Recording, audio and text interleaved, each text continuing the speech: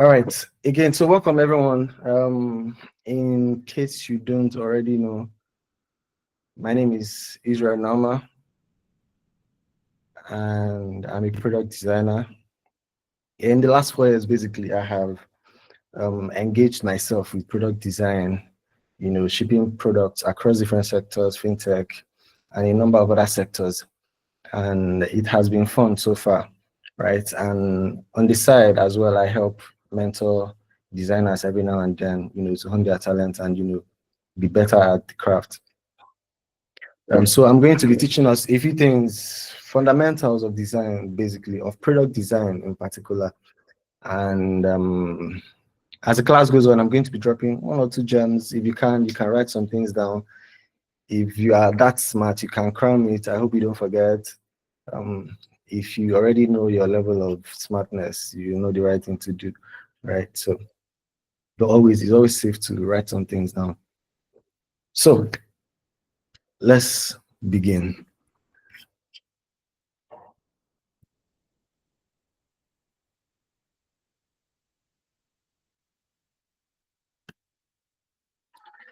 Before I continue, so before I go ahead and show us a few things about product design, I want to ask, does anyone here have prior knowledge to UI UX? If you do, just leave a like or react with a like.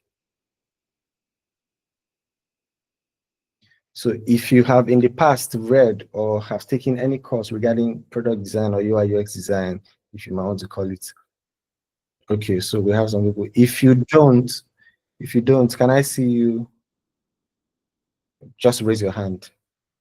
Right. So raise your hand for a few seconds. All right, makes sense. Okay, so most of us here are fresh. You probably don't know. You can't tell the difference between product design, or you're not sure what UI UX design is all about. So I'm going to walk you through the basics of these things. What you basically need to know to start a career in product design, right? And you need to pay attention. One, well, I'll start like this.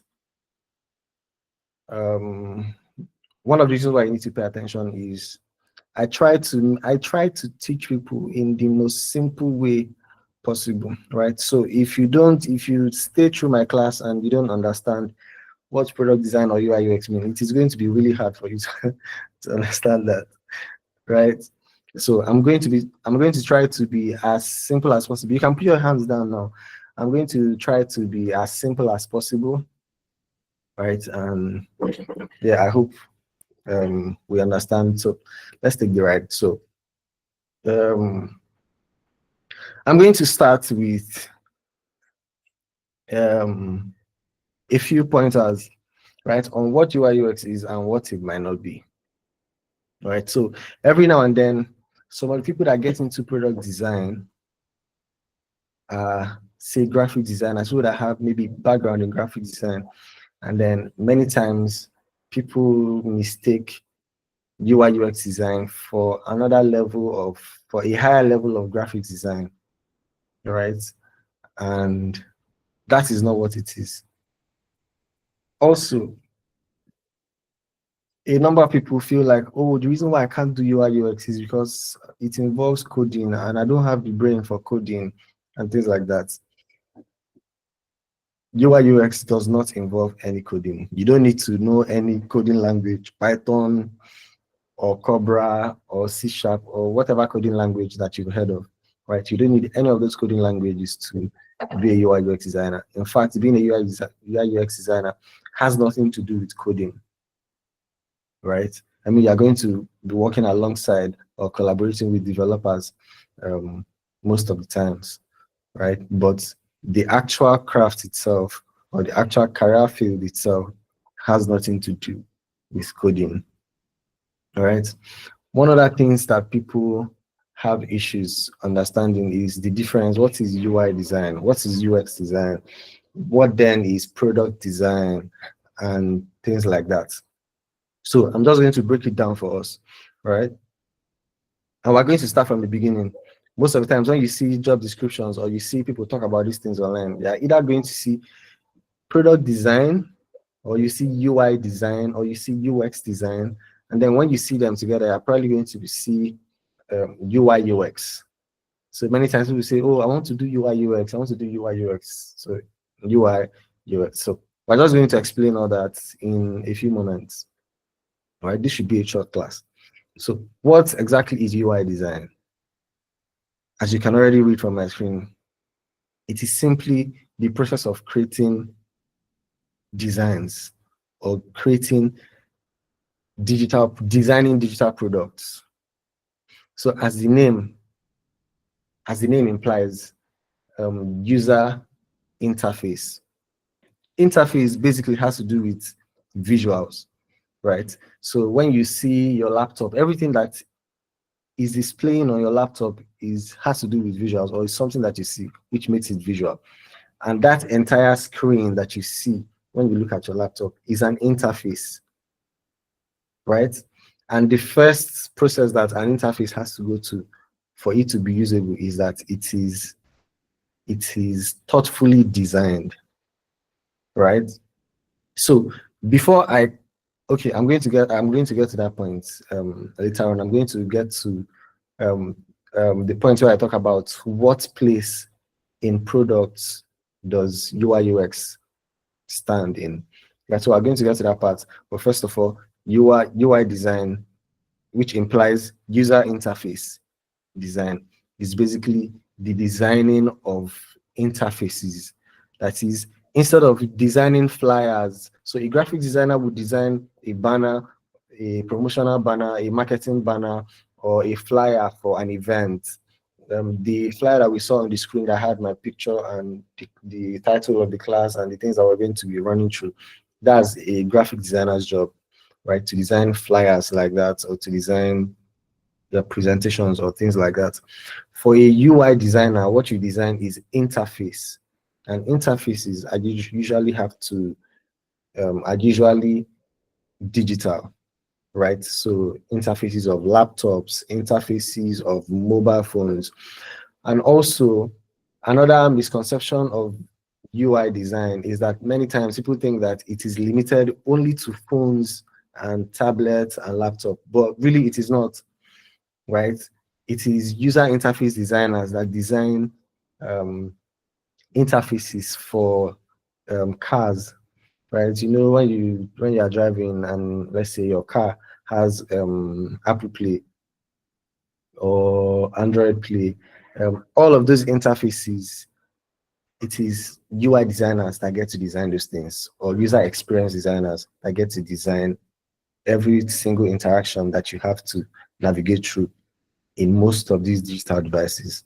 So talk about screens that you see in cars, your phone, your tablets, your games, right? Talk about, in hospitals, talk about wristwatches, right? Talk about in hospitals, all of these technologies that you have to use to read people's heartbeats or how people respond to treatment and things like that. As long as it has to do with a digital screen, it is product designers or UI UX designers, as you call them, that take their time to design those things, right? Paying attention to a bunch of things, all right? So the moment you start realizing now, this is one of the reasons why people think UI UX design is one, limited, and is easy to get on, right? Is all about design, is because they think it is limited to phones and laptops and tablets and things like that, but it isn't, right? So by the time you start thinking of designing a system that doctors can use to figure out how a patient is responding to treatment, right? You start seeing why it is not just about design. Like when you see those things in hospitals, do you see? I'm very sure you've not taken note of it and like, oh, I want to design this, because it's not beautifully looking, but it is the target for most of those equipments is to solve a problem. You want to be able to design something that every doctor that comes across it easily understands it, such that at any point that they are dealing with critical conditions, somebody's life is not in a bigger risk just because a doctor cannot understand the readings or the ratings. Or imagine that the heart rate of the patient is in small letters, in small font size, and then the doctor is looking for, oh, his heart is beating, but I can't see where the line is, or I can't see the text. I'm not able to read what this thing is saying, or you are probably going to be losing more lives, right? So we're going to get to the problem solving part of UI UX, but I'm just trying to point this out. UI, user interface, is not only limited to phones and laptops, it is broader than that. And the earlier you start seeing these possibilities, the more ambitious you can get, right? The more limitless you get, knowing that there is a bigger market for you to serve and there are bigger problems for you to solve, right?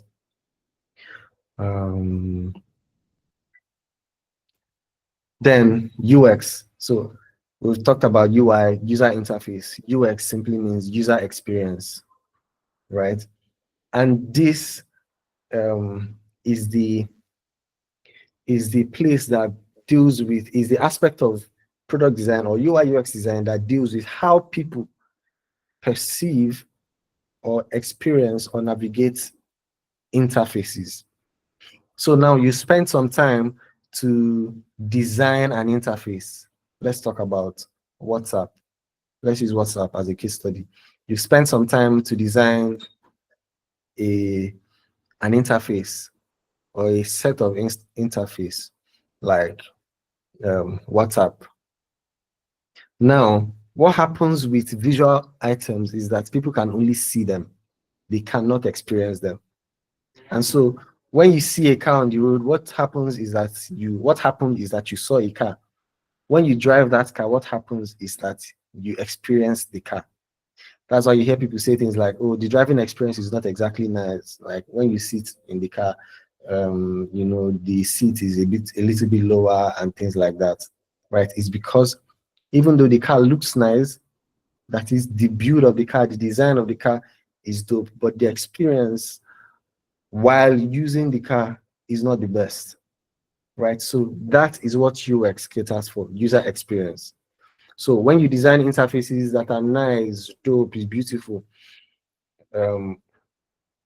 we now cross that part of UI and then now say, but how well or how good is the experience of this design? And then, so how you measure experiences for people, for humans, how we measure experiences or how we experience things is through our senses.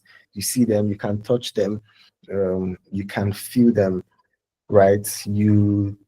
It responds to you. Like if you talk to somebody and they don't respond to you, you have not had a dialogue. What you had is a monologue, right? So when you can say, oh, I've had a dialogue or I've had an experience, is that you give an instruction and the person responds, or you make a gesture and the person that you're communicating to responds. So that is exactly how it is with products, right? So I'm using as much examples as I can so that we can relate these things to real life. This is not, UI UX is not one tech field that is strange, like coding and all of these things, right? So we need to be able to relate with these things as simple as possible. All right. So let's continue. And so the user experience part, now the ways that you can experience things digitally is, say, by tapping, right? Let's say they say click this button and you click on the button, then the button takes you to another page. That's an experience, right? And or you swipe. Let's say you're watching stories on Instagram and it says tap right corner to go to the next story, and you tap a right corner to go to the next story. Now that is an experience, right? Now there has been an exchange of information, right? You have clicked on something and the technology has responded to your instruction. So you see now that there has now been a dialogue. So a number of ways that this dialogue can be measured within digital products is by tapping, by swiping, by maybe on desktops, on things like laptop that are not screen touch, by clicking instead of tapping, right? By clicking, by zooming in, right? Before, when you want to see your picture, I remember when we used to use all these small Nokia phones, or in the early days of Android phones or even Symbian phones. If you want to zoom a picture, you have to click on menu, go to zoom, right? You click on menu. I don't know if we all can relate. You click on menu, you go to zoom, and then you press plus, it will zoom in. Then you press minus, it will zoom out, right? You press plus plus plus plus, it will zoom in and zoom in and zoom in. You press minus minus, you zoom in and zoom in. But all of a sudden, people start realizing, wait, these mobile phones, now there is touch screen. Let's create interactions where people can pinch and drag, and then they can zoom into pictures, pinch and close and zoom out. That is a game-changing interaction, right? And that is an experience that every one of us have come to terms with. Because one, it solves a major problem of having to imagine that you have to zoom for, let's say, photo editors. Imagine that you're editing a picture, you want to zoom into the image's face, or the face of the person that you took a picture of. You want to zoom into the face of the image, and then you have to go to menu, click on zoom to zoom in, click on that zoom minus to zoom out. That's a loss. Imagine you have to do this for 20 pictures, 50 pictures. You're going to get burnout. You're going to burn out in a couple of hours or a couple of minutes, right? But now it is easier on your Mac. Let's say you're using Mac, you can just zoom in on your trackpad and your problem is solved. Before, a couple years back, we couldn't zoom in with our trackpads. We didn't used to have trackpads, a more comprehensive trackpads that we do now. Before, all you can do is right click, left click, and then move your mouse around or move your pointer around, right? But now we have beyond mouse, we have trackpads and things like that. These are experiences, and these are measures for experiences that are widening within the technology space, right? So that is exactly what experience is all about, right? I hope we understand that, because I'm about to move on to the next thing. So in case anything I've just explained is not clear to you, you can go ahead and write your questions down. When we get to the question and answer part, I'm going to answer all your questions. All right. And in case you don't want to forget your questions, you can just type them in the comments and leave them. When it's time for question and answers, we'll pick them one after the other. All right. Great. If you're enjoying the class, please drop do well to react. Let me be sure that we're following. All right. So why UI UX? Right? Many times people cannot understand the reason why UI UX is not um, graphics design, right? That's because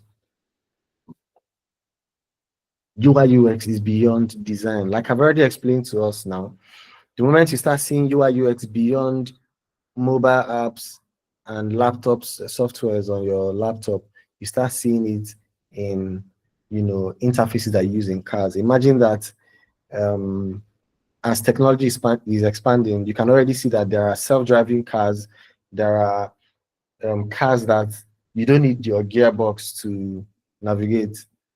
You need things like, there are screens. There are certain cars that you can only navigate them through screens. You can, on your wiper with the screen, through the screen, control your AC, control a couple of things in the car with your screen. There are cars that you sit at the back seat and then you control them, right? There are cars that you're outside of the car and then you have a screen that you can control them or make the car park for you while you're outside of the car. I'm sure we must have seen a number of those videos online. If you're a car enthusiast, you should clearly understand what I'm talking about. right?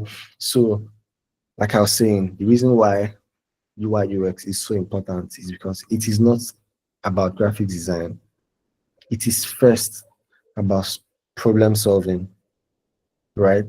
The reason it's so important is that it is a combination of design, that is aesthetics, and problem solving, that is design, experience, and problem solving. In other words, if you are building any design that does not solve a problem, you're a graphic designer. All right.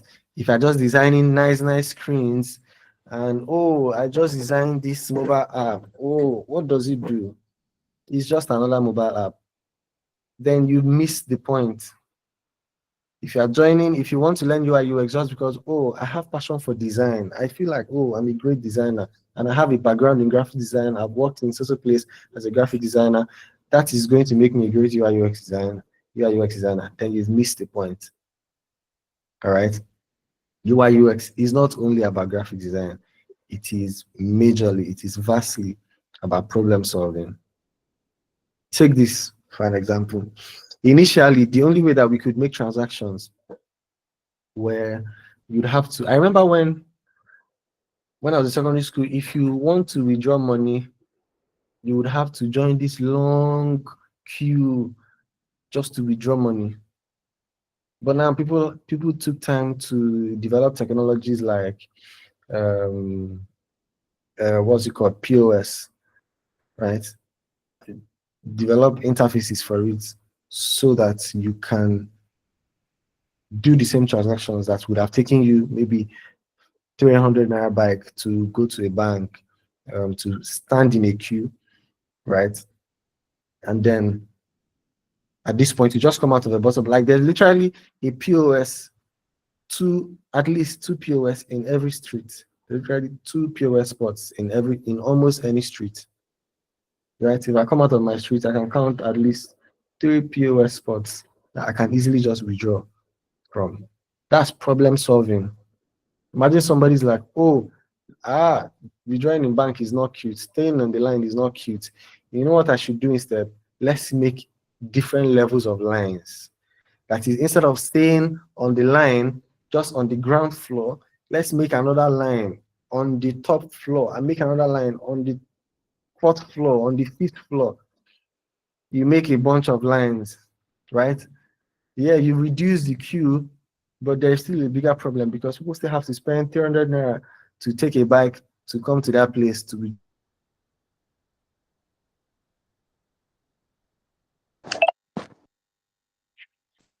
withdraw, right? A device that you can just carry around and make your payments. That's problem solving, right? So UI UX is all about solving problems.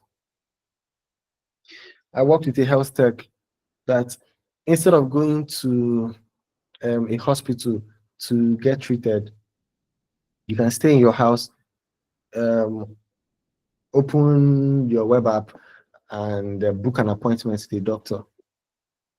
You can have an online appointment, you can have physical appointment, schedule physical appointment, they give you a time, you get to the hospital, you are treated. If you want online appointment, imagine that you have to go to the hospital to figure out why you're having a migraine. Meanwhile, you could have easily logged into a web app, message, book an online appointment with a doctor, tell them your symptoms, and they can easily tell you, oh, this is what is actually wrong with you. Do you know how much time that product has just saved you? The time that you would have spent going to the hospital and coming back, and this sometimes will depend on the distance of the hospital from your house, right? Also, the money you would have spent taking an Uber from your house to wherever the hospital is saved you money and saved you time. That is what product is all about. That is what UI UX is all about. Solving problems, right? Then also, now that we have different products, because problem doesn't finish, what happens is that as time goes on, we improve our lives, right? And so there are products that are already solving problems that used to exist. For example, fintech, right? There are a number of financial apps that you can save your money on or withdraw or do make transfers from wherever, maybe Bangladesh to Libya, to anywhere at all, right? But then what now happens is within all of these problems that are already solved, there are still ways that we can make life easier for people. For example, I'm sure we can all relate with making a transfer and the money does not reflect on the other side, right? Or making a transfer and your money hangs, or making a transfer and we can't find your money. Or you come to a platform, or I remember when Kuda released this feature in 2000, I think it was 2020, when they released the feature of being able to close your amount, like blow out the amount that is in your what do they call this thing? Your balance. Yes. So being able to blow out your balance, right? That wasn't a feature that used to exist, but could have paid attention and noticed, yes. And many people have given the comments that I'm inside the bus and I'm trying to make a transaction. Somebody can easily see how much is in my, how much is in my, how much balance I have in my account, right? I could have said, how do we solve this problem? Boom, a nudge came, just tap on your balance and it is blurred out. Or you can go to your settings and toggle switch balance of don't show balance. And that problem has been solved. That's what UX is all about, right? Now, you see, I just presented two ways to solve this problem. One is a toggle. You go to your settings, you click on a toggle and to ask you, do we know, if you know what a toggle is, please just react.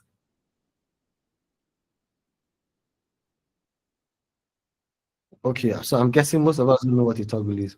So as time goes on, as time goes on, the more you learn about UI UX, you will figure out what most of these things are. But one of the good things that you can do right now is to quickly go to your browser and type toggle in UI UX or toggle in UI or toggle UI. Toggle spells Toggle, Toggle.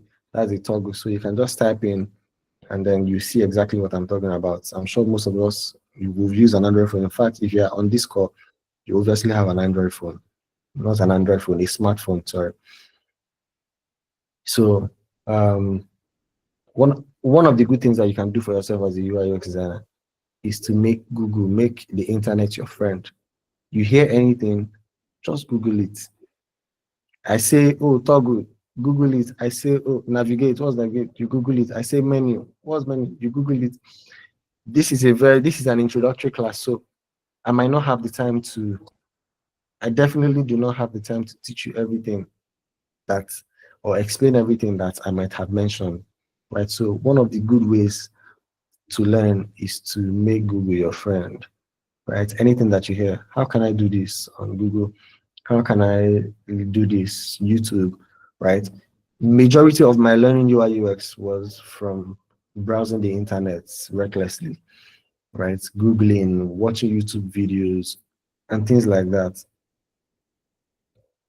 Most of, and also I'll clear this perception that some people might have that, oh, you can learn UI UX, you see some classes, they'll teach you UI UX and you master UI UX in 3 months. No, you cannot master UI UX in 3 months. You are smart, yes, but UI UX is not about being smart. There's a bunch of things tied to UI UX, right? And like I've already mentioned, it is not just about design. In fact, the only way to improve in UI UX is to actively design, right? Obviously, when I say design relating to UI UX, I'm not talking about graphics design or designing flyers. It's actively design interfaces, think of, oh, let me just design a mobile app, a laundry mobile app. You design that.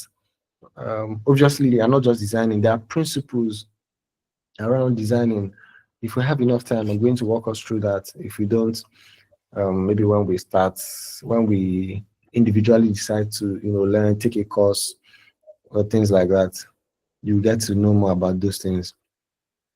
All right.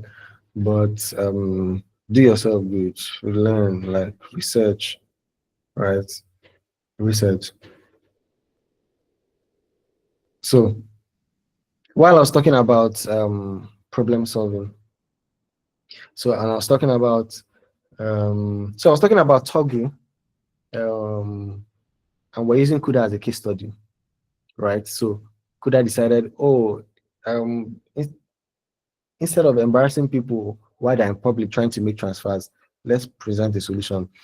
There was another mobile app that decided, oh, you can go to the menu, you can go to your menu, go to settings, and turn off to see balance, right?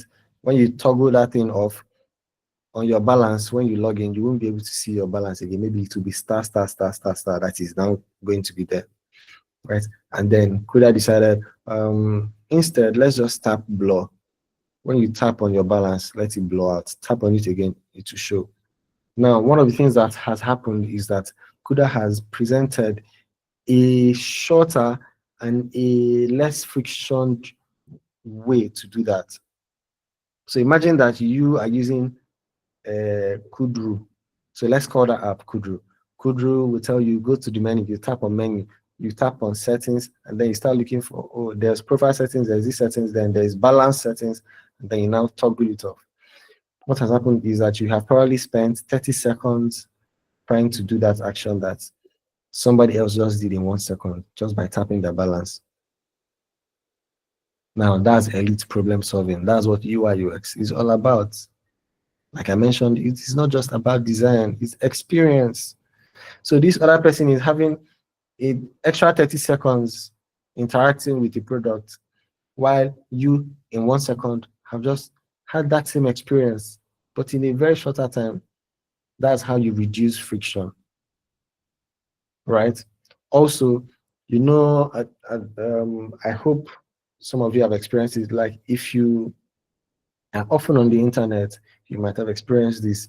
You log into an app, you are not sure where to log out, so they can't tell you where to unsubscribe and things like that. Or the interface is not even looking good. You are not satisfied with the product, right? Or you try to log in, maybe you've created an account, you are trying to log in, and you cannot see a place where you can enter that you forgot your password, right? That is already frustrating on its own. Imagine a fintech app not having somewhere to say that you forgot your password so that I can renew your password, right? Nobody's going to want to use an app like that. So that is what so that ties down to users being satisfied. All right. Now, when you have an app like CUDA instead of an app like Kudrex, the other one, that's just a made-up name, right? Where you have to make longer navigations for you to achieve certain things. What is going to happen is that you're going to have less people wanting to use that app and more people switching from that app to an app like CUDA, right? Which overall increases CUDA's conversion. Also, what happens is that it saves you costs. There are problems that if you solve them, you won't have to be solving them later. You hear of banks like GT Bank having to redesign their apps from top to bottom because of certain flaws that the initial design had.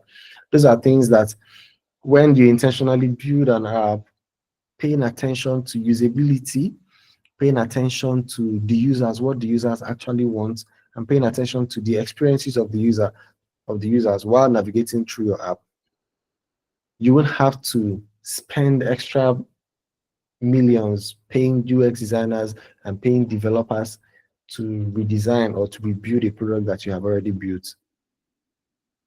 All right. So that is exactly why UI UX is important. And because this is not limited, I need us to understand that this is not limited to mobile apps and websites and things like that. Imagine driving a car and you forget where to click on to maybe on the wiper and it is raining, to tap and it is raining. You are going to be lost. People are going to maybe experience more accidents than we should normally have, right? So that is exactly why UI UX is important. It is not just about design, it is about problem solving, right? It is about the experience. It is about how does the user feel when they use the app. Are they frustrated? You're using an app, you're always complaining. Why is these people, why can't they just put this here? Why can't they just put this here? Those are the problems that user experience solve. Now I'm going to relate this to product design. Now, when we say product design, there are two sides to it. Pay attention to this.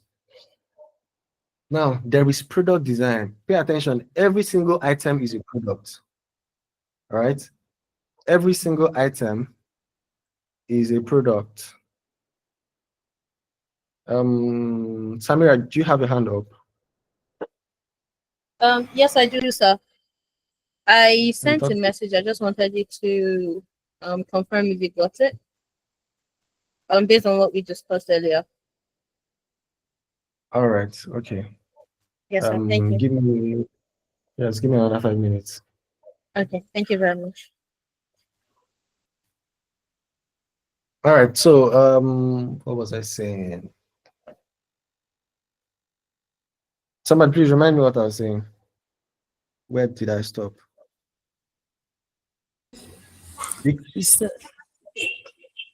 Yeah, go ahead. You said every item is a product. Oh yes, thank you. So in 5 minutes, I'm going to quickly explain that. Now I'm talking about product design. So every item is a product and needs to be designed. For example, you see all of the chairs that you see in your church, all of this, if you already work in tech or you have to use chairs that you have to sit long, or you work in an office majorly, you would have heard about ergonomic chairs, some of these chairs that help with your waist and things like that. They are all products. Your laptop is a product. In other words, every product has to go through design. All right. So there are two sides to product design. There is product design, that is real life product. Anything, doors were patiently crafted to behave the way that they behave, right? Fans, people design fans, people design chairs, people design pillows, people design iron. All these things are designing of products. They are all product design. And so what you are learning is digital product design. But also, the moment you realize that products in general, that is cups, knives, cutleries, were intentionally designed to solve specific problems. People paid attention and saw that, oh, there are certain food that you can't eat with spoon, right? And they decided, oh, let's use fork instead. Or, you know what? Let's use knife and fork. Imagine you don't want to get your hand stained. You can use your knife and fork, use your fork to hold your meat, and then use your knife to cut your meat and things like that. People paid attention to problems that people face on a normal day and decided to solve them. We used to have plastic chairs in church, but people decided, oh wow, when we sit down long in church, it's usually tiring. My butt will be paining me. Why not? And then they decided, you know what, we can design chairs that have foam under and even at the back. These were products solving problems. People built cars and decided, oh, you know what? When rain falls, there's no wiper. Let's create a wiper. Then they designed cars to have wipers. People designed cars to have technologies. People design cars to have very little details that you would think that they are not necessary, but they solve very major problems, right? So once you realize that products generally were designed to solve problems, you also realize why digital product design is important, and it's not just about design, it's about functionality, it is about problem solving. All right. So we're going to continue in a bit. Samira, please, you can go ahead. Okay, thank you very much, sir.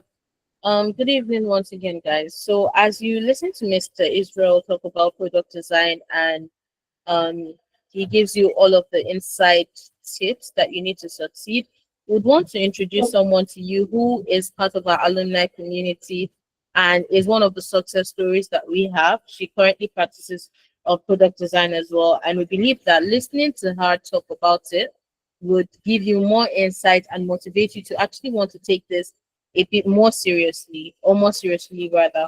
Her name is Faith Onye Israel. I hope I pronounced that well. Ma'am, you can unmute your mic and talk to us. Thank you very much. All right, thank you for having me, and good evening, everyone. My name is Faith Oninye Ezevioha. I'm a product designer with over 4 years of, you know, making money with this career. I call that my experience level. So I'll be giving you guys a breakdown, or let's say I'll be giving you guys a storyline of how I started and where I am right now. First thing first, I was once like you. I didn't have any idea on product design. I wasn't a tech person initially, but I was always a person that wanted to make money apart from what I studied in school. So during my undergraduate days, I reached out to God's Gift and Jerry. I told them that I needed to learn something soft, because for myself, I like soft life.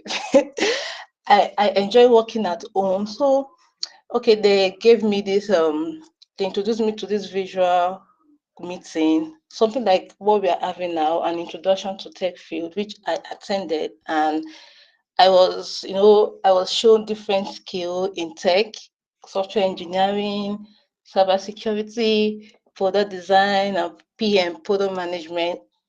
I knew that I don't have strength to code, though. I don't have strength to code, but I have this passion for, art, drawing, sketching, colors, etc. And I said, let me give it a try. I gave product design skill a try, and at first, learning wasn't easy. I was just learning. Like, product design is a career that has a lot of information out there. Like, let me just say, it's an ocean. It's an ocean of design. So it's an ocean of information. I was lost at some point.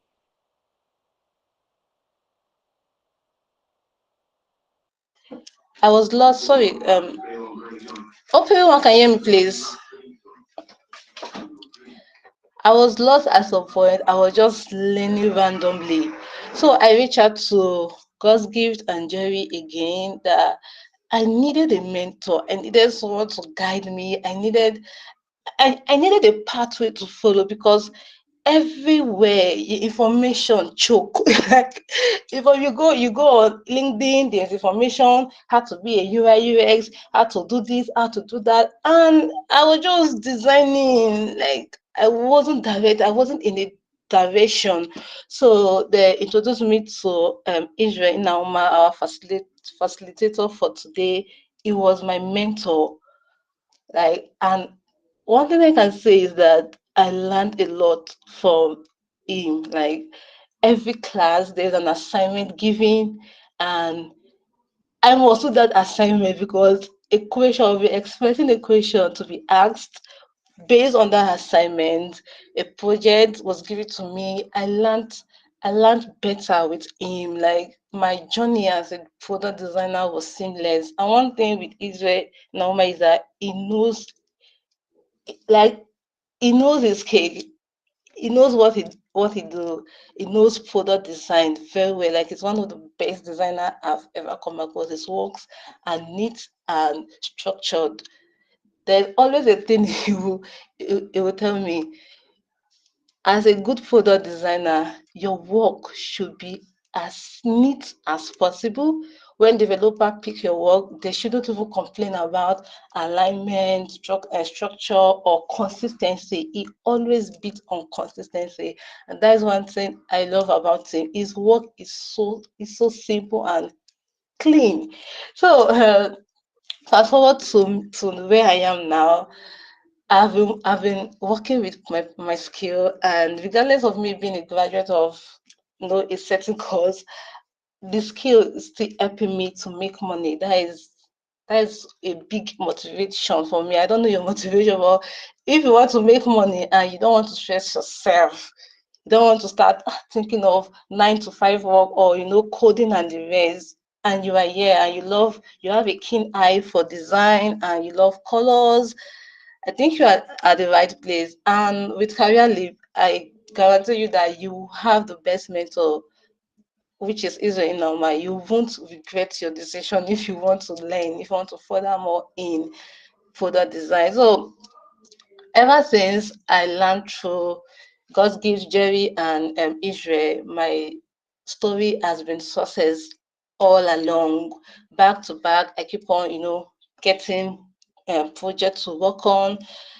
And one interesting thing of having a mentor is that regardless of your years of experience, you will still have someone to ask. Like recently, I was, no man is an island of knowledge. You get that? So should I say, I was short of ideas on what to do. I reached out to Israel. I was like, mentor, please, help me, and it helped.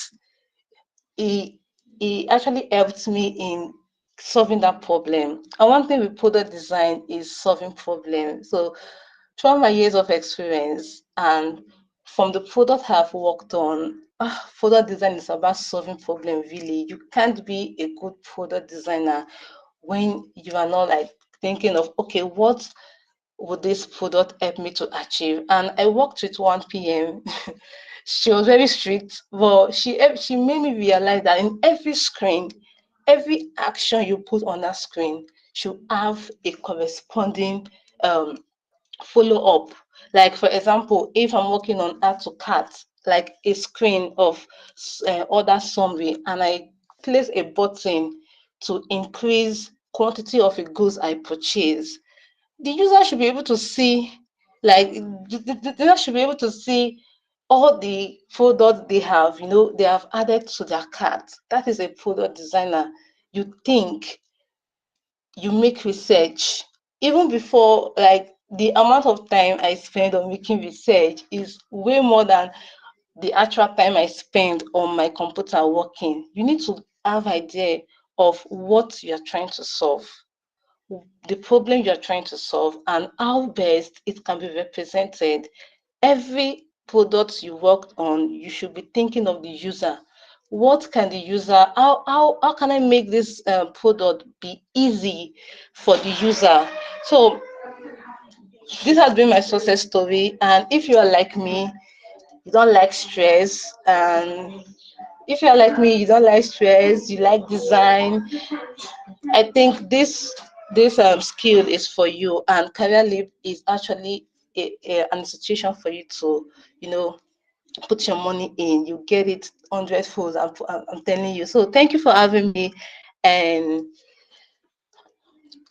I can't wait to be part of your success story. Actually, all right, bye.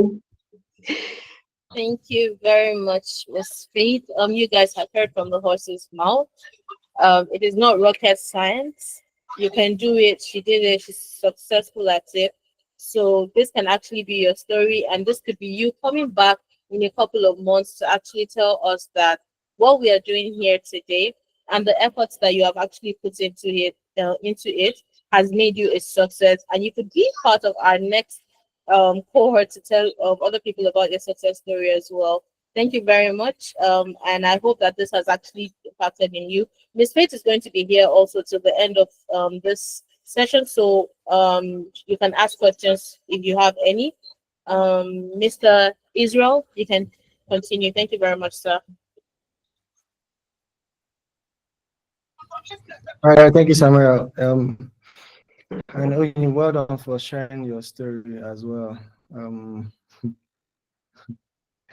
It's incredible.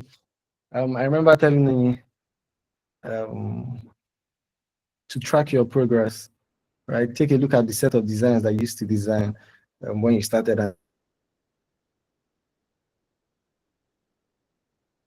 and look at what you do now. It might not mean that you're the best design, but it means that you have grown. All right, so I'll jump to the next thing. I think we'll have very few minutes left because I need to take some questions and then we'll call it a day, right? So I'm going to walk us through the process of the entire process that it would take, or it would normally take, right, to achieve a product. And by products, I'm referring to a digital product for now. All right.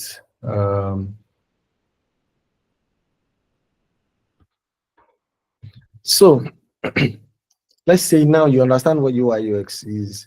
You understand what product design is, in other words. Also, before I continue, so let me just clear up that we used to have the debate of what's the difference between UI UX and product design. What's exactly the difference? So people used to say, oh, product design is different from UI UX design. It's not the same thing. Oh, blah, blah, blah, and things like that. And what we used to argue, or one of the major pointers that we used to have to say, oh, this role is product design, this one is UI UX design, is that the product designer is usually involved in the business, or is more involved in the business. Or we would then say that a UI UX designer is just there to design the interface and the experience, and then ship. But as a product designer is more involved in, let's say, the business, right? Can make suggestions to the business and say, oh, I think we should go this route. I think this is what we should do next, and things like that. So, but those things were debates. Generally now, if you see a product designer or a UI UX designer role anywhere, they mostly mean the same thing, right? Product design is just product design. UI UX design, if you see UI UX design, it basically means product design, right? And product design, if you understand what I just explained before the break, you would know that it is simply digital product design, that is designing interfaces for digital products like phones, laptop, and things like that. That's exactly what UI UX is, right? So there isn't much of a difference at the moment, right? There isn't a lot of debates going around, and most of those debates were within user experience designers or product designers in general.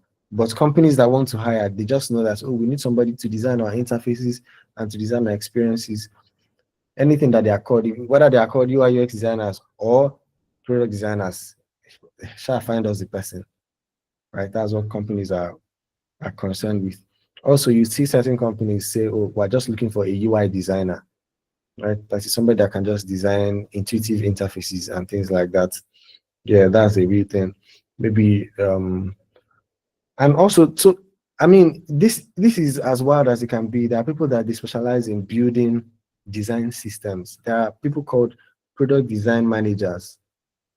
That is, people that can manage how a product grows from its ideation to however it scales. This is usually for bigger companies, right? Say companies like Google, Facebook, Figma, TikTok, maybe, right? So bigger companies where they need somebody to manage how a product grows, right?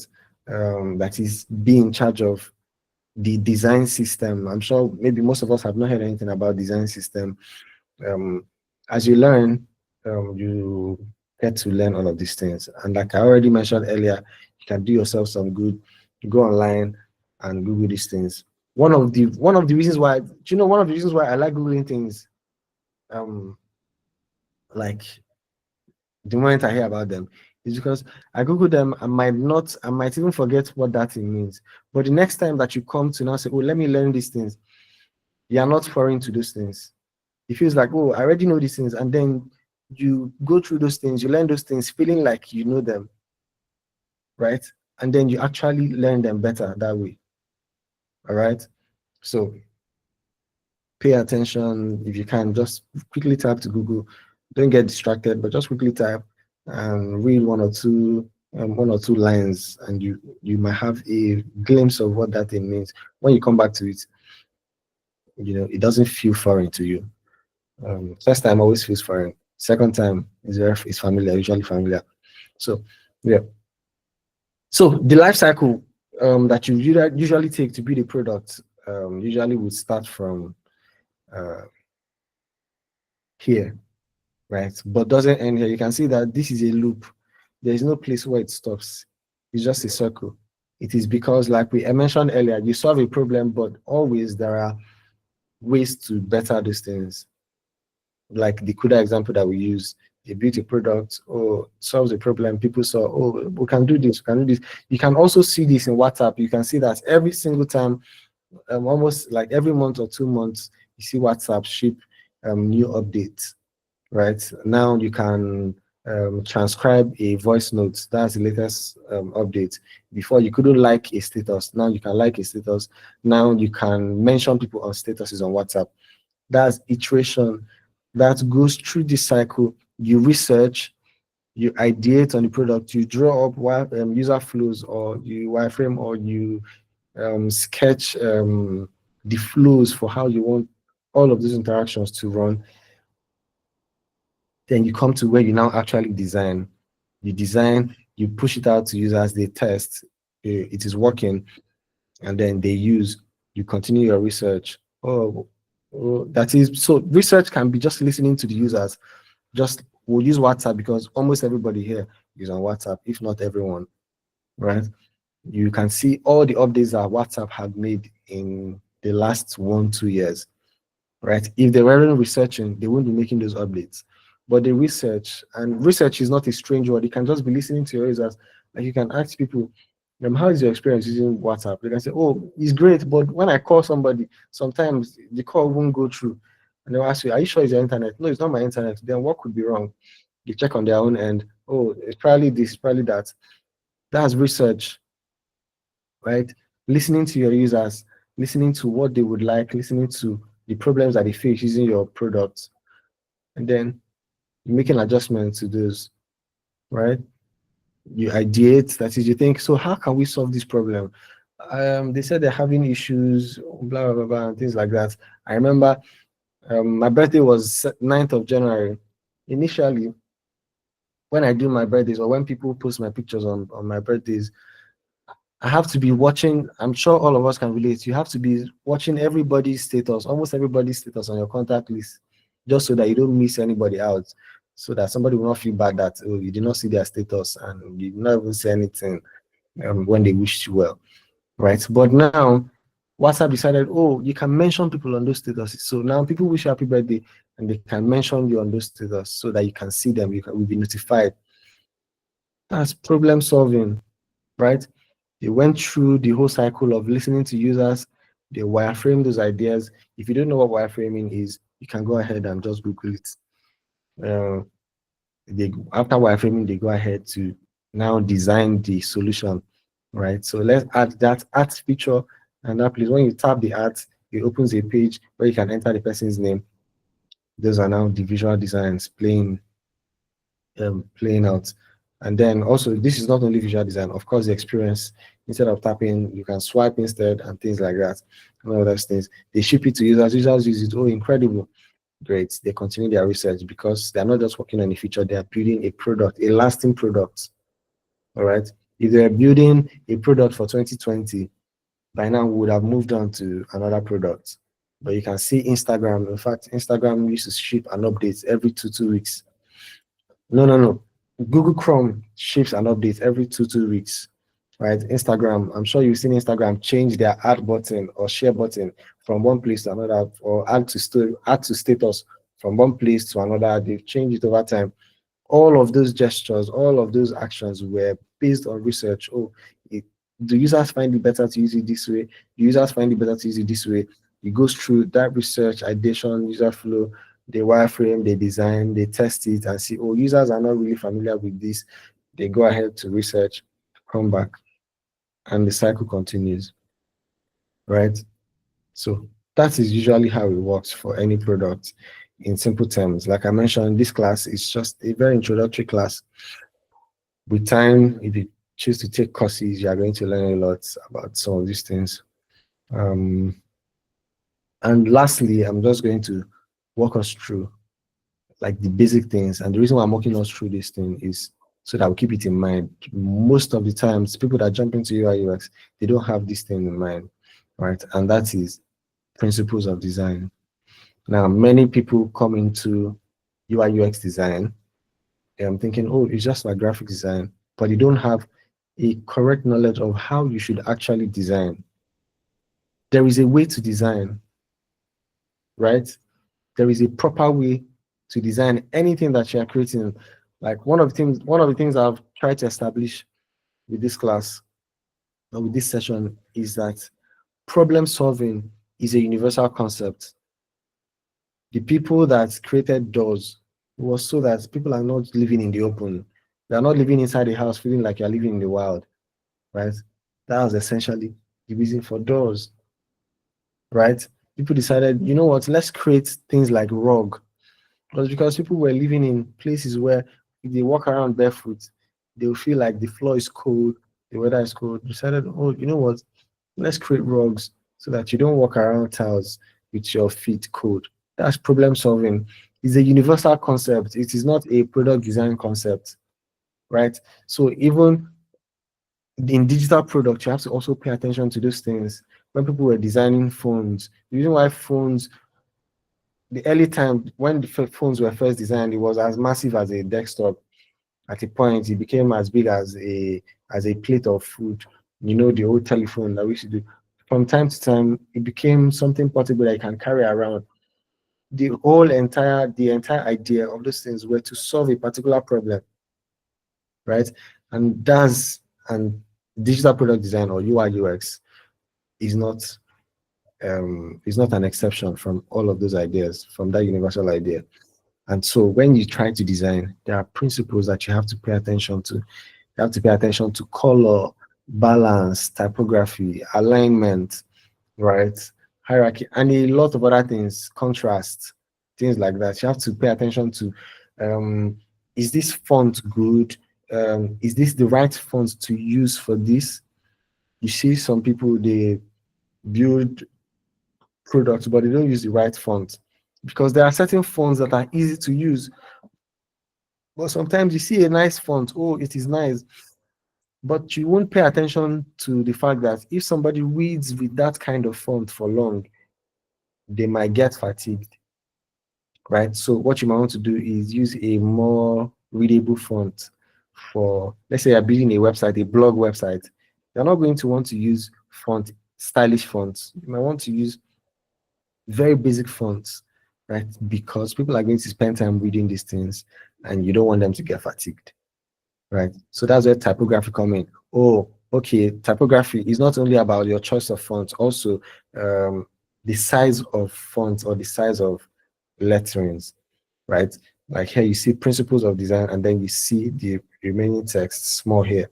This is so that once you come to this page, the first thing that you should see is principles of design, and then you can go ahead and read this, right? You read newspapers, you will see how you see headlines. That is, when they open the newspaper, the first thing that they want you to see is the thing that they display in those big letterings, right?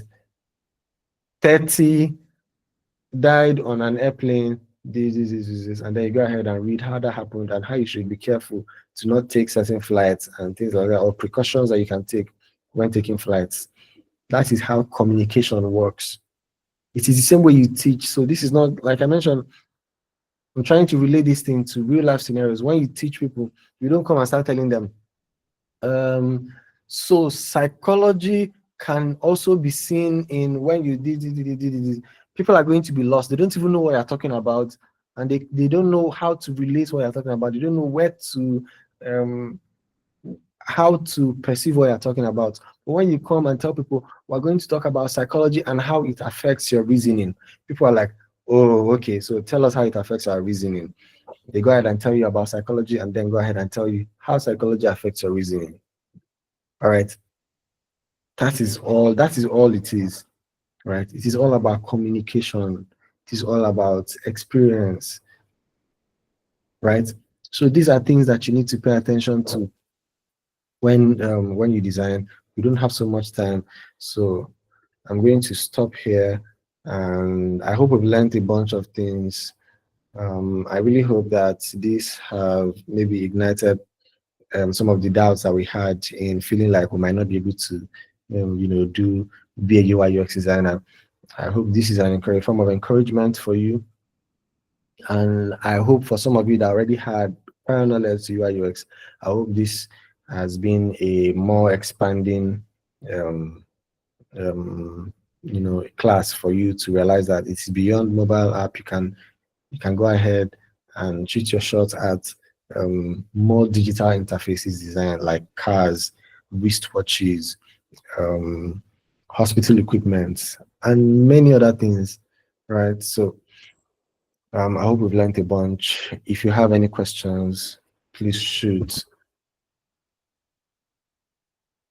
Okay, so I'm going to check the comments, see if anyone drops a question.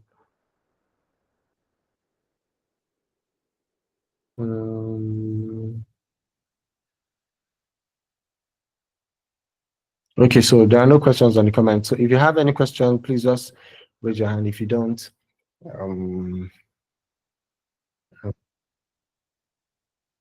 okay, fortunately, question. Omami has a question. All right, Omami, you can unmute your mic and ask your question. Okay, good evening, Mr. Israel. Thank you for that insightful introductory class. I was really thinking probably you could help us with some probably applications or like where to start with UI UX. I don't know if you understand my question. Okay, yes. Okay. So you're asking if I can give recommendations for classes that you can take. Yes, And like how to begin yes, journey. awesome. Thank you. So I'll do that right after we take other questions relating to this particular, some of the things I've talked about. All right. Okay. Chinanya, please go ahead. Okay, good evening, everyone. Thank you so much, Mr. Israel, for how far you have led us. Please, my question is, there's a particular area or where you were teaching where I missed. The only thing I heard there was when you said we can draw our cursor, and I think the introductory, how you can do the UI UX. So I didn't, in fact, I missed the whole of that part. So I don't know if you can be able to Come give again. me. What part? Is that? What part did you miss? Where you were saying something about drawing the cursor, how to do it,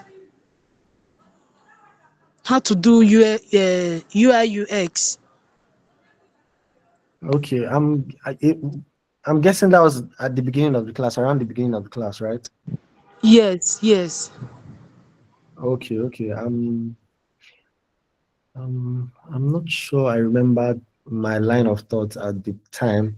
So what is going to happen is this class is recorded.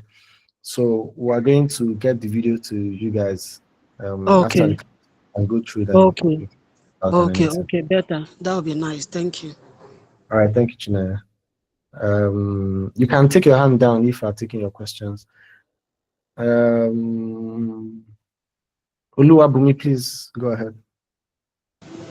Okay, good evening, Mr. Israel. and good evening to everyone. So, Mr. Israel, I really enjoyed this class. So, I would like to ask, is there a particular app used in this product design, or we have different apps that we can use depending on the company in which you want to design the product for? Yes, thank you, Bumi. That was a very nice question. Also, so yes, there are softwares that you can use for product design. For example, if you are a developer, you are probably using tools like VS Code. Most of us here are obviously not developers. If you're a graphic designer, you probably use Canva or Illustrator or Photoshop or things like that.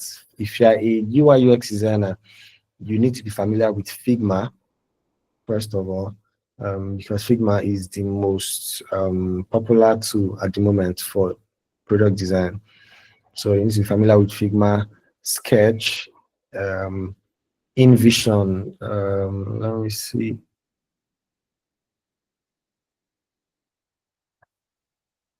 Yes, there is also Adobe XD. So these are some of the tools that you need to be familiar with. There's Figma, there is Adobe XD. Adobe XD is one of those Adobe tools. Adobe has a number of tools. There is Adobe Illustrator for people designing illustrations and logos. There's Adobe Photoshop for people editing photos. There is Adobe XD for UI UX design. It used to be popular, but Figma came and stole everybody's heart. There is InVision. There used to be Sketch too. I'm not sure how often people use Sketch at the moment, but yeah, there used to be Sketch. Someone said there is Behance. Behance is mostly a tool that you use to present your work, unless they've made any updates. Yeah, so Figma, majorly, one of the first things that you need to learn is Figma. Rarely will you find companies that will require you to know XD to work for them, right? Most of the companies, 95% of companies, unless Adobe, Adobe companies will probably want you to use their tool XD, but every other company at the moment is excited about Figma. So learn Figma first before you jump into any other one. All right.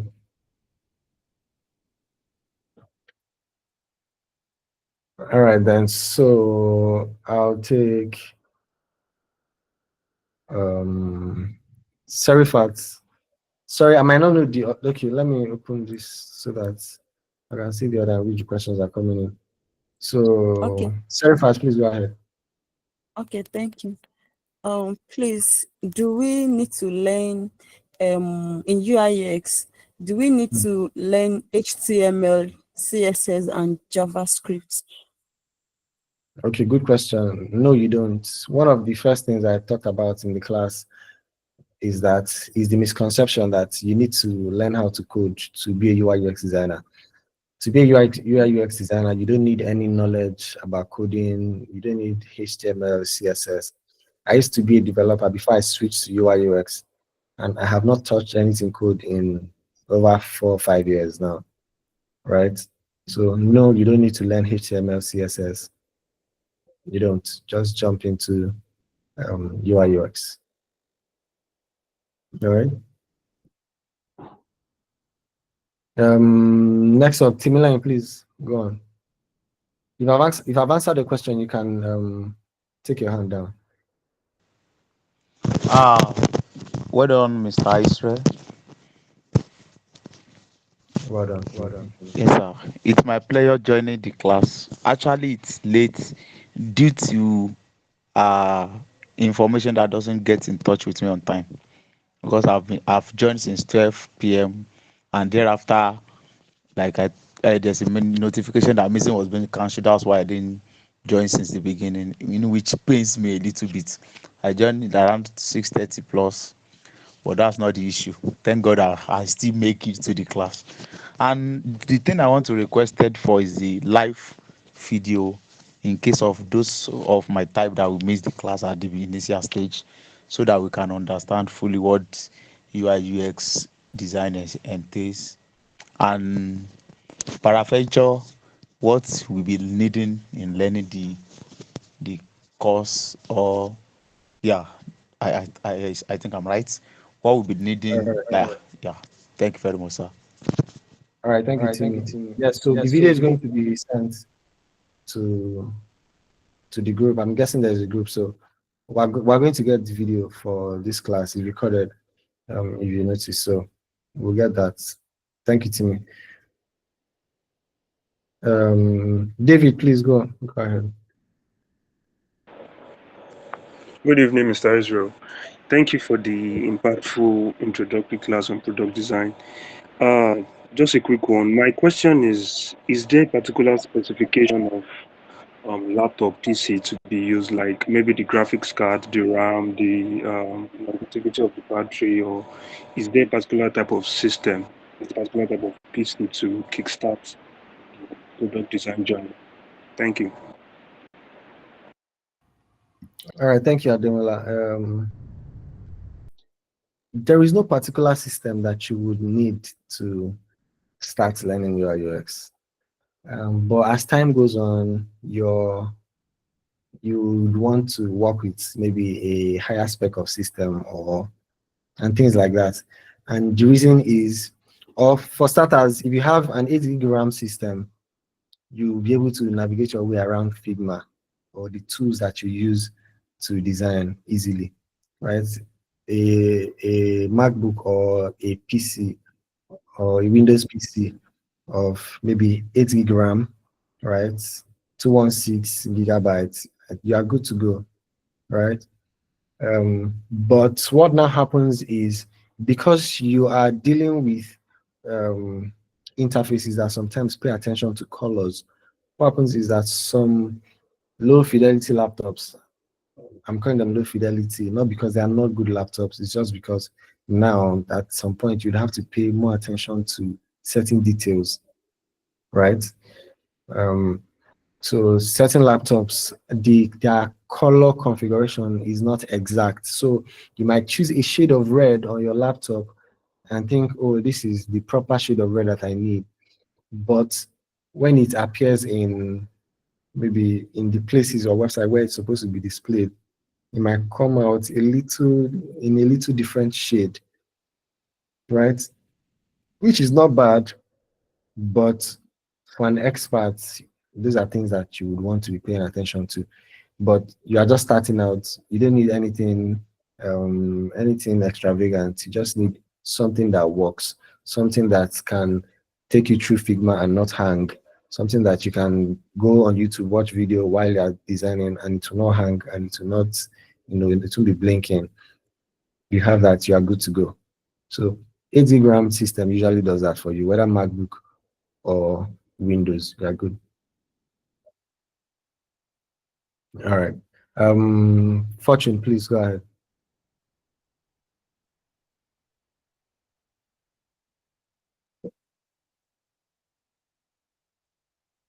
Fortune, if you are speaking, you are probably muted or we can't All hear right. you. Thank you so much, Mr. Israel. Good evening, dear friends. I actually asked my question in the comment section. I think you didn't see it. I asked if when you're designing physical products, is it the same Figma that you use? Is it the same Figma software you use for physical products? Like you mentioned, it's not only about app. There are some physical products that can be designed as a product designer. Yeah. So I'm asking, is it the same Figma? Oh, okay. Yeah, good question. So if you want to do physical products, usually physical products have dimensions, so we call them 3D designs, right? So if you want to design products in general, like you mentioned, physical product, let's say like a mouse or a chair and things like that. No, Figma is not the best tool for that. There are tools specifically for that, like Unity or like 3D tools, right? I don't know a lot of them. Yeah, but Figma wouldn't be the best tool that you use for that, or it's not the tool that you would use for that. All right. Yeah. Thank you. So you can just go ahead. You can easily type Google tools for 3D design or tools for material design. When you want to design things that are more material. Yeah. So 3D is your safe word, is better word to use. So thank you for that question. And who do we have here? Victor, please go ahead.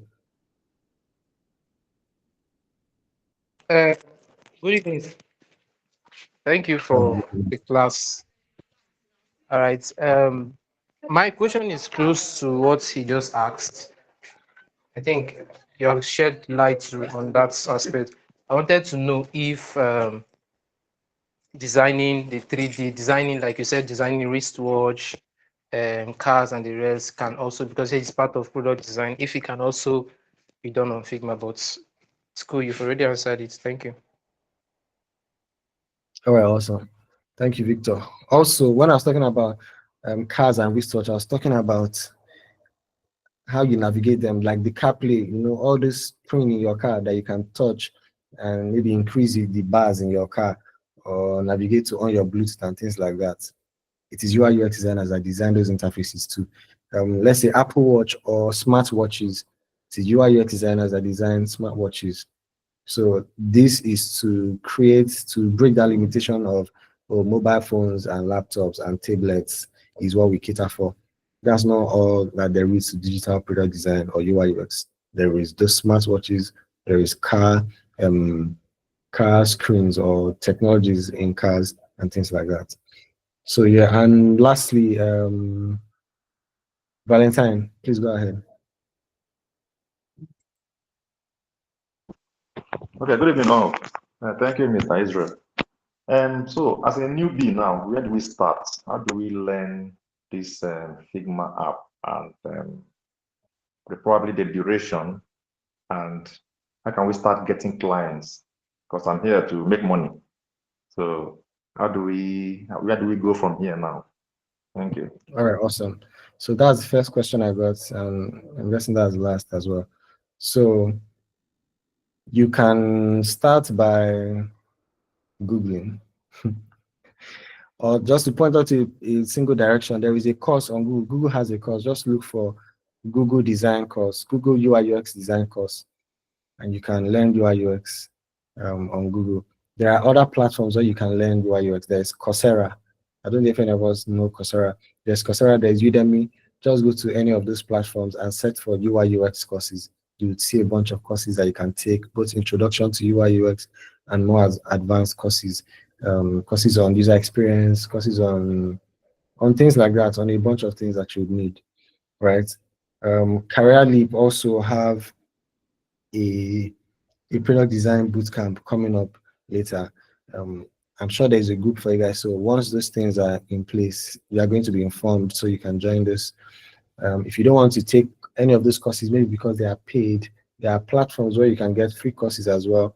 I'll try to look for, I used to have a link to that. So I'll look for that and send to the moderator so they can send it to your groups.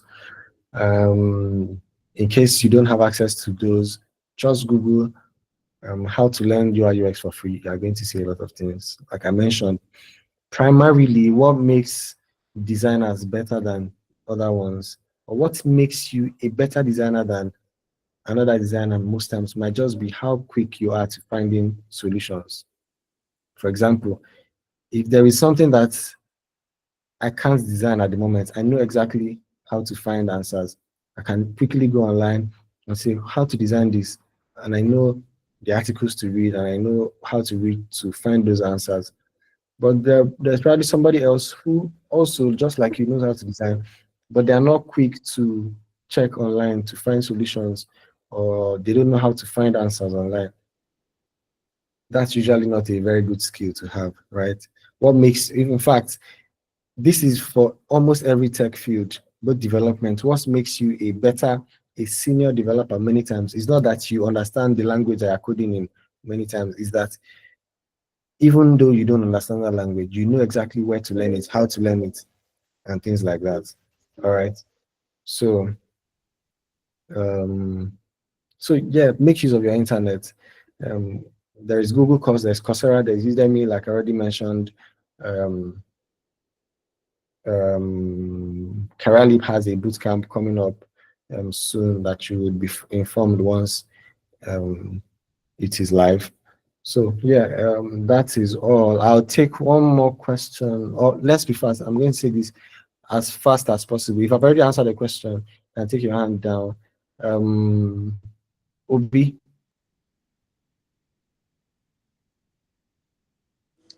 Okay, good evening, sir. Ebubechi.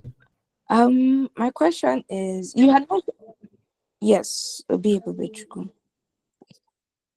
My question is, you had mentioned that you don't need graphics, not exactly that you don't need graphics design, but the whole statement of you need to have like some level of knowledge of graphics design before doing UI UX. You know, you need to just be in that space at first. You had said that it's not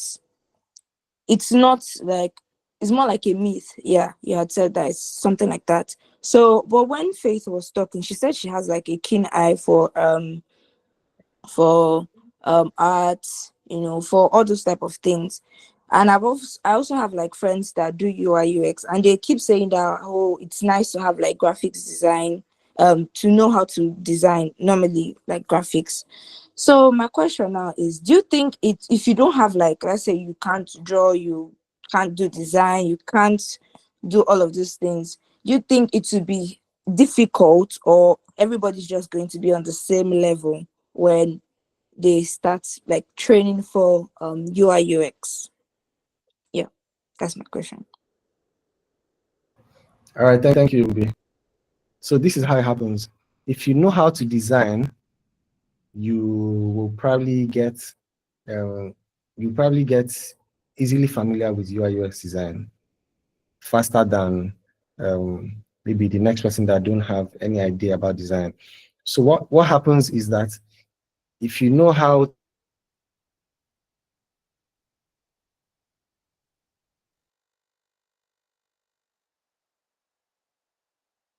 to, if you have previous knowledge in, let's say, graphics design,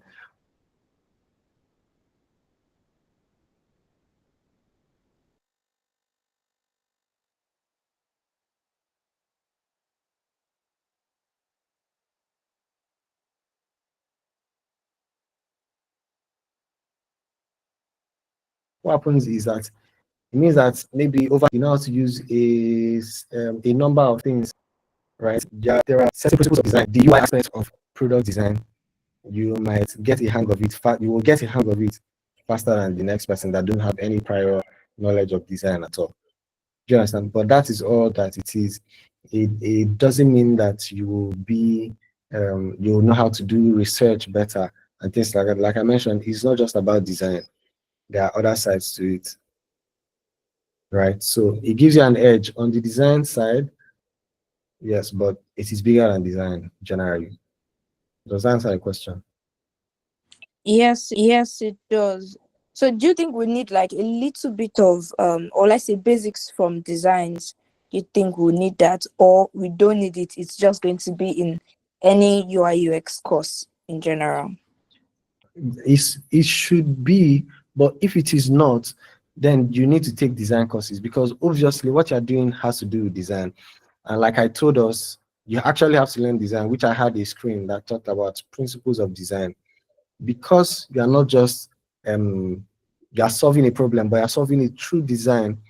Then you have to learn a lot about colors, you have to learn a lot about hierarchy, you have to learn a lot about balance, spacing, alignment, typography. Those are things that you need to learn about design, just design, not about UX. Right. So definitely, if you want to be a UI UX designer, you have to learn about design. All right. So yes, you need to learn about Yes. those. If you take a course that teach you only UX, you will need to take another course that teaches you about designing in general. Okay, thank you, sir. Yeah. Lastly, Jimo, please go ahead. Good evening, sir. Israel. Good evening, everyone. Thank you for this enlightenment and this opportunity to be on this call. So my question is so brief. I want to ask about wireframe, because on one of your slides has products, and what product comprises are text and testing, visual design. Then the wireframe has like about three other sub. So I want to understand how important is wireframe in designing. And my other question is, what level of experts can you get to and you'll be certified that okay, yes, I'm a good UI UX, or I'm a good product designer. And again, I really want to ask a question on this thing. It has been a confusion for me. Is product design the same thing as UI UX? Thank you.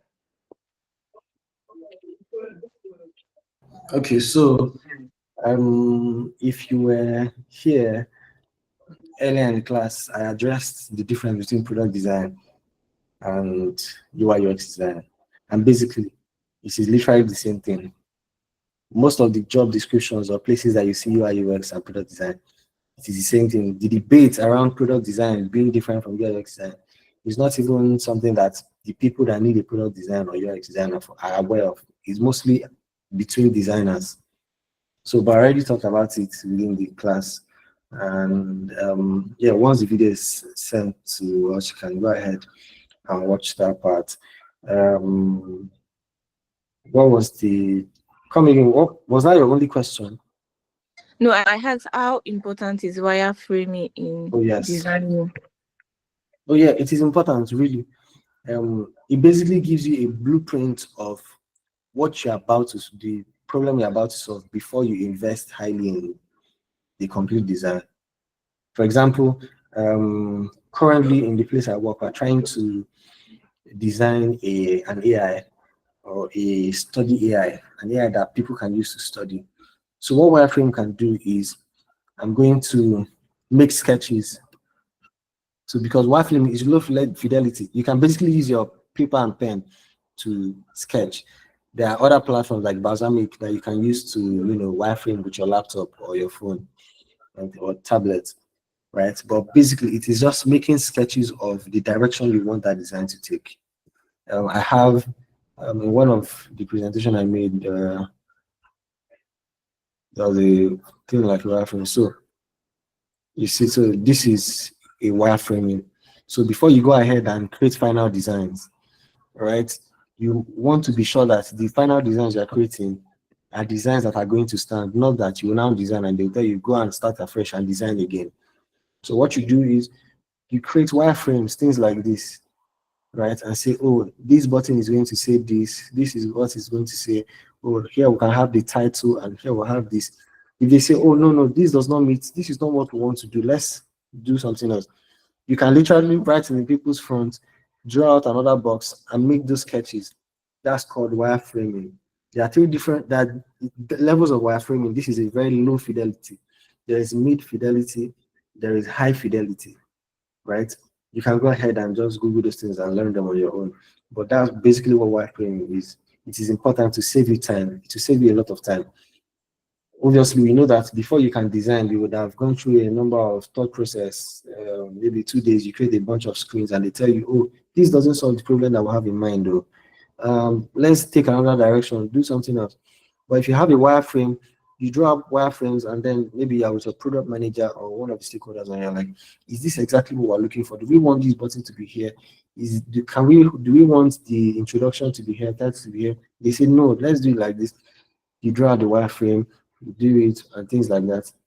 And in one day, you've gotten the direction that you need. Instead of spending 3 days to create very nice designs and they tell you, oh, no, that's not it. This is supposed to be like this and things like that. So that's why wireframing is important.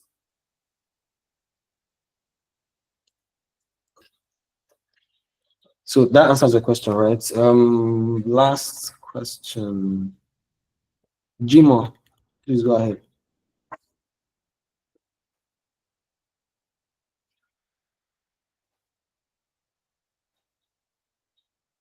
Jimo, I think I just answered the question, right? So Asem. Yes. Oh, I forgot. Asem, please. Okay, good evening, Israel. Thank you very much for the class. I'm really glad for this. Can you hear me? I can hear you. Okay. You mentioned about low fidelity and mid fidelity and high fidelity. What about flowcharts? Is flowchart quite important when drafting out your idea, or is not needed? Because I don't know if I've been seeing some kind of like some aspects, but I don't know if it's of an importance compared to low fidelity. Well, yes, definitely. So what happens many times is that designers see a number of these things like research and they're not sure is that important because they think it's all about design, right? But I just explained why wireframe is important, and this is why user flow is important.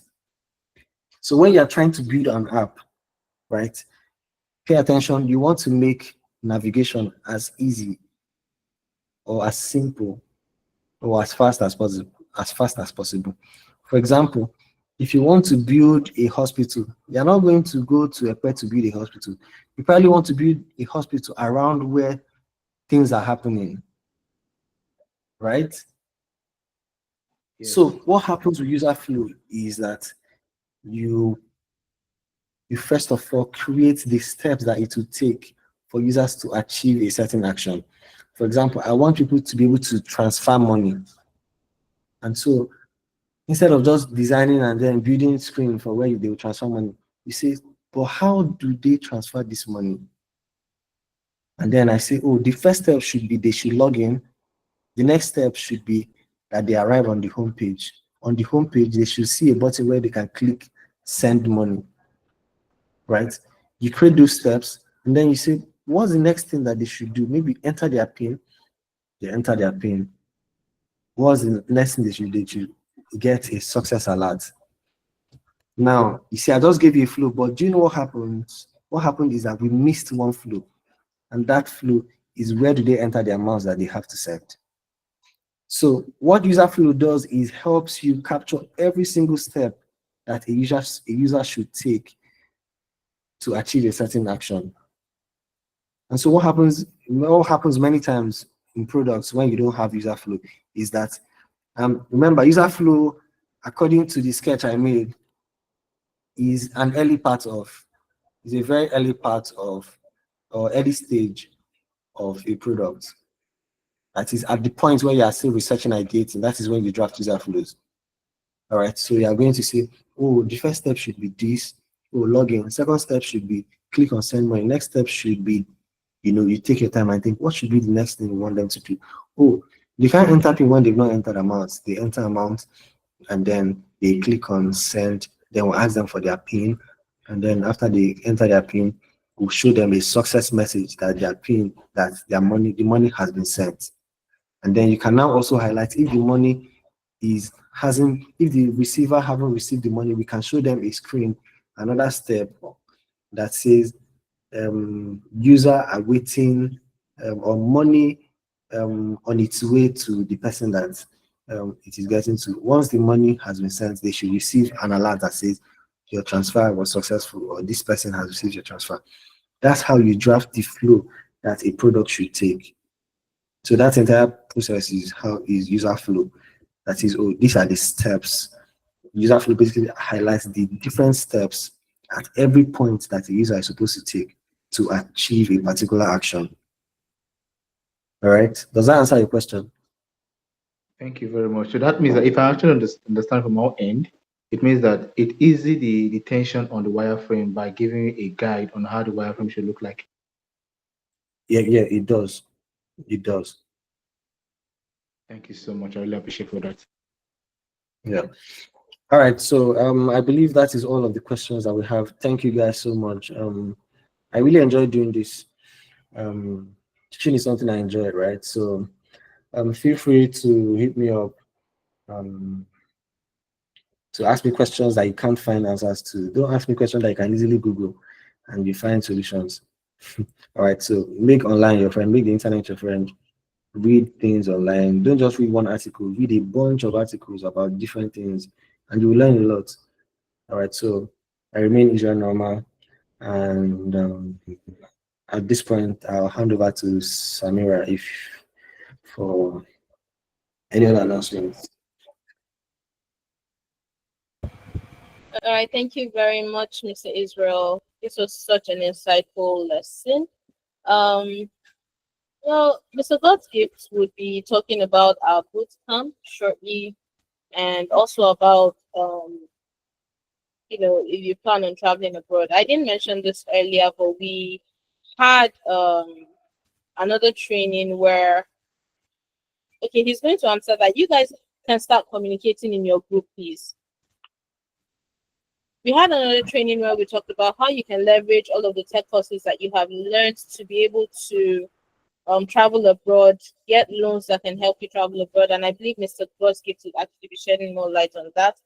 So Godsgift, please, the floor is yours, sir. All right, thank you very much, Samira. And once again, thank you so much, Israel. This has been a very eye-opening session. I believe after this session, some of our candidates will actually go further to start their journey in UI UX. Right. So thank you very much. Despite your busy schedule, you were able to like come here and do this amazing training for us. I really appreciate. Now going into why our boot camp, why this boot camp is actually very important for you, right? Why is it very important? Now it's important because this is not just the regular training probably you've seen online or you've done somewhere. It's a training that ensures that after you are done, we're able to like get you a job or probably an internship, especially when you don't have a portfolio or you're trying to like understand the entire market or ecosystem of this industry, right? Because one of the problems we notice about most people is the fact that they don't understand how to market their skill or understand how to sell themselves to attract clients or attract high-paying gigs. And this bootcamp is going to help you fulfill all those things that normally, because I've seen people that be like, oh, I've applied to a lot of jobs and I've not gotten any, and I'm tired and all those stuff they complain about. But this bootcamp is going to walk you hands on, just as our testimonial person has spoken, Faith. She mentioned that it's not about you learning it. Do you have someone that is able to mentor you, guide you, groom you? Do you have a community you are actually part of, right? And one thing about this training is the fact that after the old training, you get paired to other products like those in software development, those in product design, and those in cybersecurity to come up with a project, right? And if your project is something that is investable, that is market worthy, right, it will be invested in. In fact, we're going to put all our energy into it to make sure it becomes a live project. And you also have direct access to our mentors because each candidate will be paired to a mentor, paired to a mentor to make sure that they are not just learning this thing for learning's sake. They have direct access to these people 247. Now, having access to our mentors or having access to this training typically means that it's actually much more easier to access our mentor compared to when you just reach out to our mentor via LinkedIn or via X or other platform. But because you're a member, you are, of course, given that should I call it that opportunity to reach out to them directly, right? So it's going to be very, very fantastic for you, of course, to be part of this community. Right now, our training, the 3 months bootcamp is practically going to like guide you, train you, and give you in-depth insights. You'll be doing projects. We understand that the 3 months, of course, is not enough because when it comes to product design, it's a continuous thing. It's a continuum. You don't just learn and just relax. In fact, we have people that have learned and they are working on different projects and they are still learning on the go. So it's a continuum. But of course, you need to start from somewhere and you need to be in part of a community that can actually get you to where you actually want to get to, right? So this is more like a CSR initiative. The bootcamp is a CSR initiative of CareerLeap. So after 3 months, you still have an extra 2 months to do other things in terms of the jobs, giving you applying to jobs or connecting you to job opportunities, internship opportunities, assessing capstone projects, and several other things that we offer, even being paired to a mentor as well. Those are the things in the next 2 months. And of course, making sure that the product you are building with other team members comes to life, right? That is what we are doing. So it's basically a CSR, a corporate social responsibility initiative of CareerLeap. And for this to show that, of course, this person is committed to this journey, because when you offer things totally for free, you notice that people don't give it the same attention as they give to when they have invested something into it. So our process is actually very affordable, or the fund you pay into this is actually very affordable, considering the fact that it's a CSR initiative. So it's a commitment and investment of 50,000 naira per month for the months duration of the training. So 50,000 naira, that's, let's say 150,000 naira, right? So you have the flexibility of making instrumental payment for that. All right, you have the flexibility for that. Then the remaining 3 months, those ones are free, and you have access to several things that I've actually mentioned earlier. So, like I said, if you want to get started, just go to the group, drop your just fill the form on the website. Sorry, on the Google form that is sent to the group, and of course we'll take it over from there. So thank you very much, everyone, for joining, and we can't wait to get started with this training. So Sarifa, please ask a question. Okay, thank you very much, Ma. Sorry, the network was breaking when you were talking about the fee. Do you mean 50,000 naira monthly or just one-time payment of 50,000 naira? And the 150,000 naira you mentioned, I don't understand, Ma. All right, it's a 3 months training, and it is 150,000 naira for the 3 months. So you have the opportunity to pay installments, which is 50,000 naira per month. So do you understand that now? Yes, I understand, Ma. But when Mr. I forgot his name, was explaining Isreal. to us, he said that we can, Mr. Isreal, thank you, Ma. He said that it's not what we can learn within 6 months, or is it 6 months or 3 months? If my memory serves me right. And I also explained that learning anything is a continuum. It's not something you learn and you just relax. And I also say that we have individuals that are currently learning UI UX, and they've also gotten projects they are already working on, right? And they are still learning, you understand? So it's not something you just learn and be like, oh, you are relaxed, right? You learn what is necessary, and on the go, you are as long as you have a product you are working on, and you have something that is actually making you to make more research, making you to do more things, you get more experience and more initiative as you move on in that aspect. I don't know if you understand what I'm saying. So 3 months, of course, like I said earlier, is not enough, but the access to the network, the access to the mentors, the access to the capstone project, and several other things you need to do will give you a high speed in terms of getting it much more faster compared to when you say you want to learn it on your own, when you don't have people to like a mentor guide you or groom you, or someone to ask questions and all those good stuff, right? So that is just practically it. Okay, do you understand, Sharifat? Thank you, Ma. Yes, Ma. Yeah. Thank you, Ma. Yeah, you're welcome.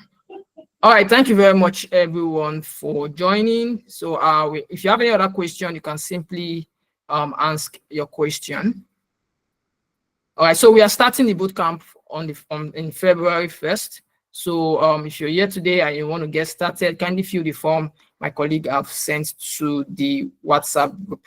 Now, I also want to mention that if, of course, you're interested in studying abroad, you want to gain a master's, say, in all this prestigious university, either in Canada or the UK or the US, of course, we can actually make that possible. We provide you with the funding to make that possible. But of course, learning a skill that can give you a chance of actually excelling in these countries is very important, because we've seen people that are like, oh, they've gone to Canada, they've gone to the US, and then when they get there, they find themselves stranded because they don't have a skill, right? So it is very important that before you think about traveling abroad, or even if you're in the process of traveling abroad, you learn a particular skill that can actually give you an edge.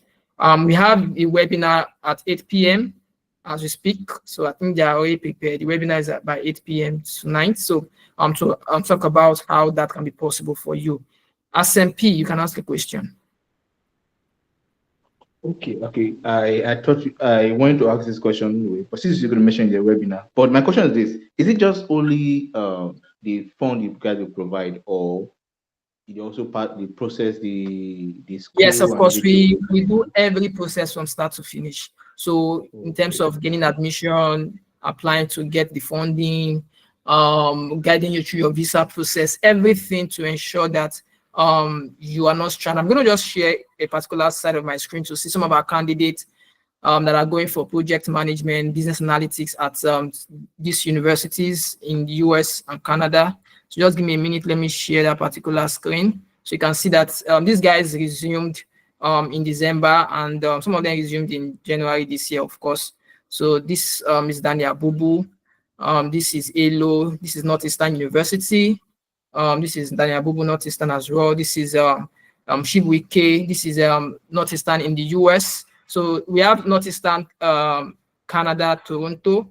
Then we have Northeastern in the US, right? So this is Azipor. He's currently in the US, and this is St. Louis University. This is Opeyemi. She's doing business analytics, and Azipor is also doing business analytics. Others are doing project management and other courses, right? That's to tell you that these are individuals that have actually passed through trainings like this, that have passed through our system, our process, and they're already in this country living their best life, right? So it's also possible for you as well. So we'll guide you from start to finish as regards studying abroad and getting a job abroad as well. So that is it. So SMP, I don't know if I've answered your question. Yes, you have. Thank you very much. I guess it's almost 8 o'clock. I'm putting the other class. All right. So the the link other to the section. session is the link is going to be sent to the WhatsApp group. So for those interested, you can just simply join this session. All right. And yesterday too, we had a session about it. About at 12 noon, we had a session about it as well. I believe a lot of us were in that session.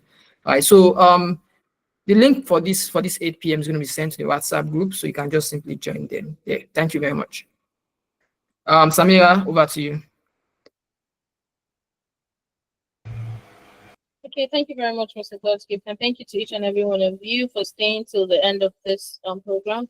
So for any questions that you have, you can as well just drop them in your group chat and we'll be there to respond to you. That being said, I wish you guys all the best in your future endeavors. Enjoy the rest of the evening.